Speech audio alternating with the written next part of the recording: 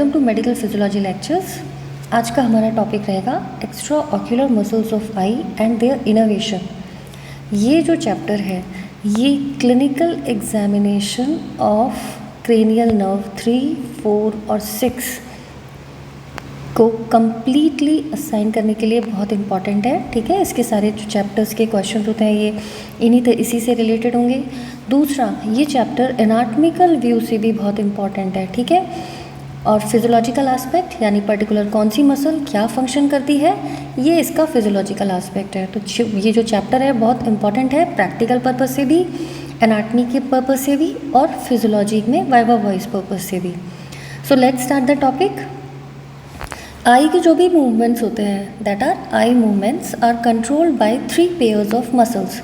तो सबसे पहले हमें ध्यान रखना होता है कि एक्स्ट्रा ऑक्यूलर मसल्स के जो 3 पेयर होते हैं वो कौन से होते हैं। ये एक बहुत इंपॉर्टेंट एमसीक्यू क्वेश्चन है। पहला जो ग्रुप आता है वो आता है मीडियल एंड लेटरल रेक्टाई। ठीक है, दूसरा सुपीरियर एंड इंफीरियर रेक्टाई, तीसरा सुपीरियर एंड इंफीरियर ऑब्लिक। तो ये जो 6 मसल्स हैं टोटल, इन्हें 3 ग्रुप में डिवाइड किया पेयर्स के हिसाब से, और मीडियल और lateral recti, superior inferior recti और सुपीरियर इंफीरियर ऑब्लिक। इनके फंक्शंस क्या हैं, ये फिजियोलॉजिकल पॉइंट ऑफ व्यू से बहुत इंपॉर्टेंट है। ठीक है, तो medial and lateral recti muscle जो है उसका इम्पॉर्टेंट फंक्शन है contract to move eyes from side to side.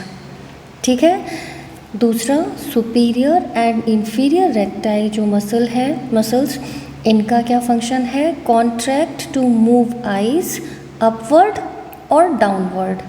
ये वाइवा वॉइस क्वेश्चंस हैं, पूछे जाते हैं, बहुत इंपॉर्टेंट है, याद रखिएगा। तीसरा है सुपीरियर एंड इंफीरियर ऑब्लिक। और सुपीरियर और इंफीरियर का क्या इंपॉर्टेंट फंक्शन है ऑब्लिक मसल्स का, rotate eye balls to keep visual fields in upright position. तो रोटेशन वाला जो फंक्शन है वो सुपीरियर और इंफीरियर ऑब्लिक। ठीक है, अपवर्ड और डाउनवर्ड फंक्शन है सुपीरियर एंड इंफीरियर रेक्टाई, और साइड टू साइड फंक्शन है मीडियल एंड लेटरल रेक्टाई, जिसको हम clinical examination of cranial nerve 3, 4 और 6 में एच बनाते हुए आपको सिखाते हैं। ठीक है, तो मैंने यहाँ कोशिश की है आपको मसल्स और उसकी पोजीशन और उसका इनर्वेशन दिखाने की। सो ये जो मसल है this one is superior rectus, पीछे की तरफ ये इंफीरियर ऑब्लिक, ये इंफीरियर रेक्टस की पोजीशन है, this position is medial rectus and this one is lateral rectus. ठीक है, अब इनकी नर्व सप्लाई देखिए। जो लेटरल रेक्टस मसल है supplied by cranial nerve 6 cranial nerve का पूरा नाम क्या है, 6 cranial nerve is abducent cranial nerve. ठीक है, जब हम बात करते हैं 3rd क्रेनियल नर्व की, सो दिस इज ऑक्यूलोमोटर। ठीक है, और जब हम बात करते हैं 4th क्रेनियल नर्व की, तो 4th cranial nerve is trochlear.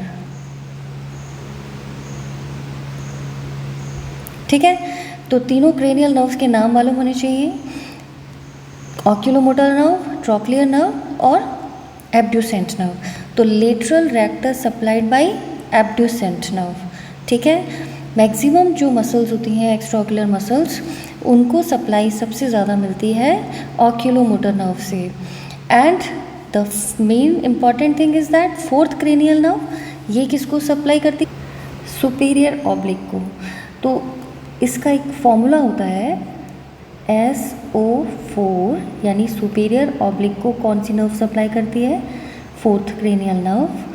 LR6 यानी लेटरल रेक्टस को कौन सप्लाई करती है, एब्ड्यूसेंट, और रेस्ट जितनी भी हैं उनको सप्लाई करती है 3rd cranial nerve, oculomotor nerve. ठीक है, तो ये फॉर्मूला प्रैक्टिकल पर्पस से भी याद रखिएगा, एनाटॉमिकल पर्पस से भी याद रखिएगा, कौन सी मसल क्या फंक्शन करती है ये इस चैप्टर में आपको क्लियर हो गया।